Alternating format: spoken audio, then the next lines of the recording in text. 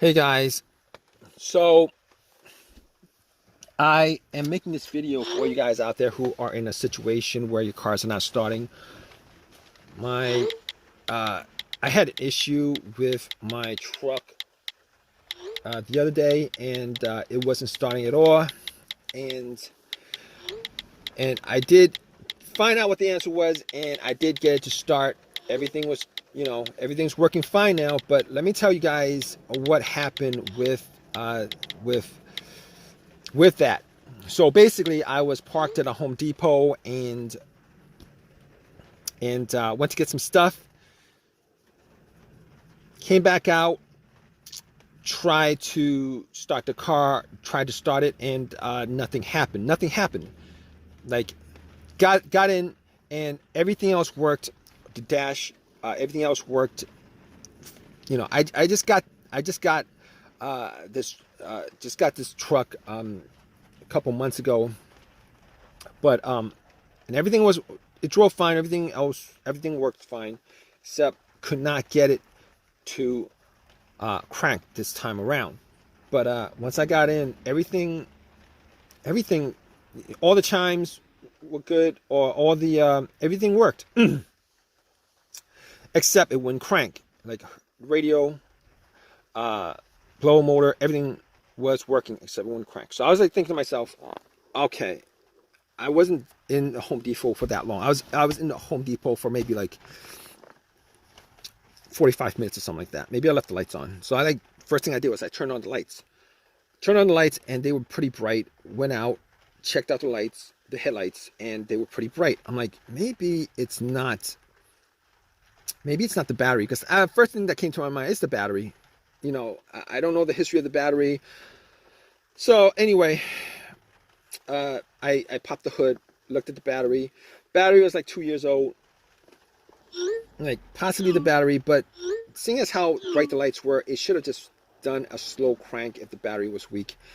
Scratching my head over it, I'm like, okay, terminals were dirty. Let's clean up the terminals.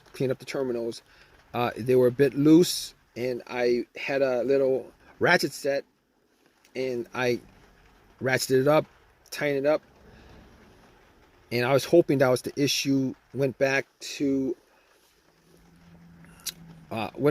tried to start it, and had the same issue. So I was like, okay. Crossing my fingers that it was the battery that was the issue, and I went back to the Home Depot, bought a battery for it, popped it in, and was hoping that would fix the situation, and nothing at all. So I was like, okay, I can cross off the battery, probably can cross off, pretty sure I can cross off the alternator. Battery, not the alternator, because if it was the alternator, definitely I would have been able to, the car would have turned on. The truck would have turned on. I would have been able to get like at least 20 miles off of driving just off the battery alone, without the alternator charging it. If you guys haven't done that, if you guys in a situation where the alternator is dead, you guys could actually just pop in a fully charged battery and then drive for a good 20-30 miles with all the accessories off. Good tip for you guys. But wasn't the alternator, so I was like, what's next? I'm gonna check the ground wires. And the ground wire was good from the negative of the battery. I actually did check that when I changed up the battery. The ground wire was good. It was connected. There's no corrosion on it. A little bit of rust, no corrosion. I'm like, okay, not the ground wire, not the battery. Can eliminate the alternator. What else could it be? So I'm looking around. I'm like, fuses and relays. But before I did that, I was like, maybe it's possible that the car's computer is having issues. Maybe it's the PCMs that's causing it. So I went and I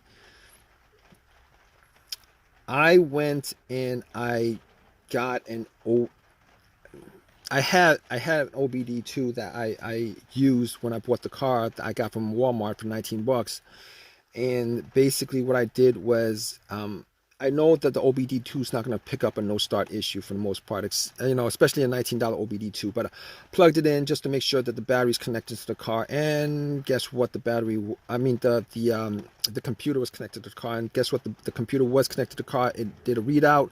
There was no codes. Nothing that would cause the situation that it could pick up. That it could pick up. Everything was good. Okay, so I can rule out the car's computer not connecting to the car. Fine, can rule that out.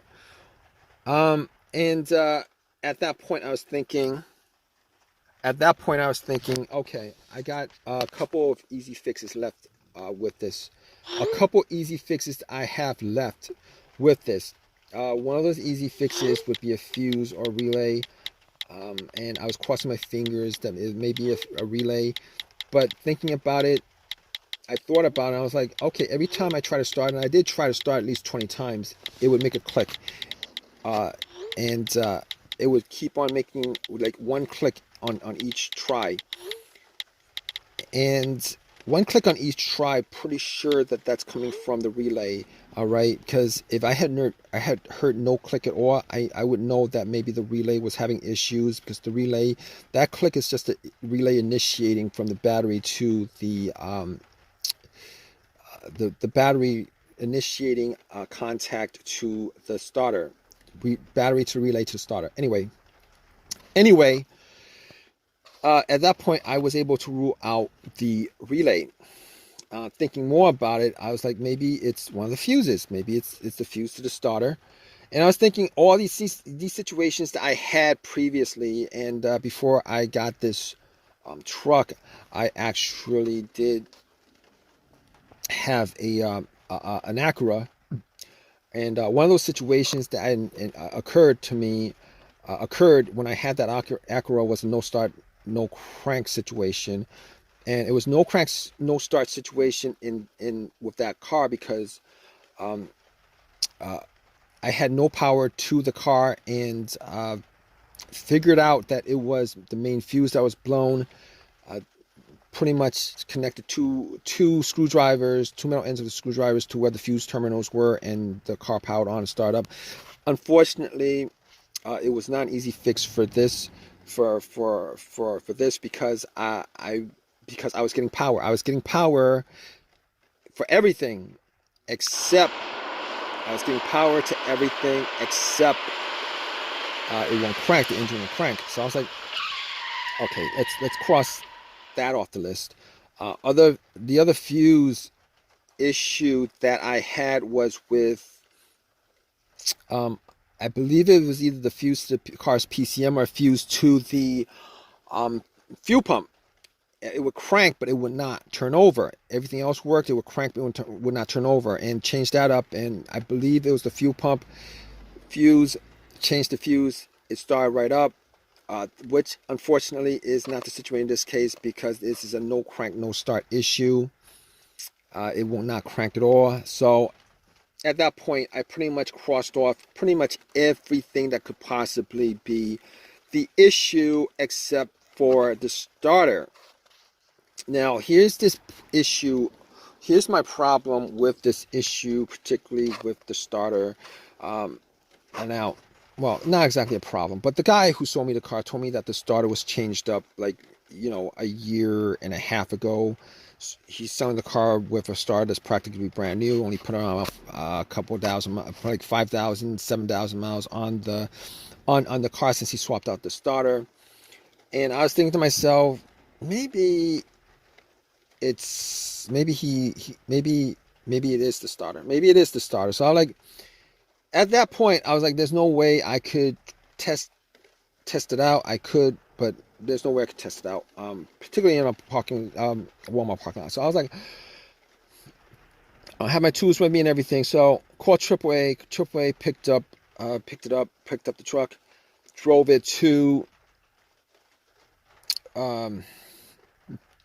it home, and then I doubled up on all the things that I mentioned in this video: the fuses, the relays, the grounds, the battery. Double checked, charged up the battery 200%. Everything was checked out. I did a bump test on the on the relay sockets with a pin. The starter did not start up. I was like, okay, pretty sure it's a starter.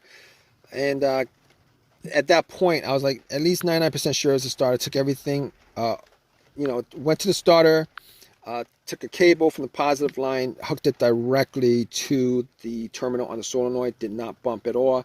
I knew about close to 100% that it was a starter. Took the starter off, went to AutoZone, had them do a test on it, and the starter was the problem. Anyway, at that point, I was like, okay, let's got a rebuilt one for about 150 after the core was given to them, 150, 160, whatever it was.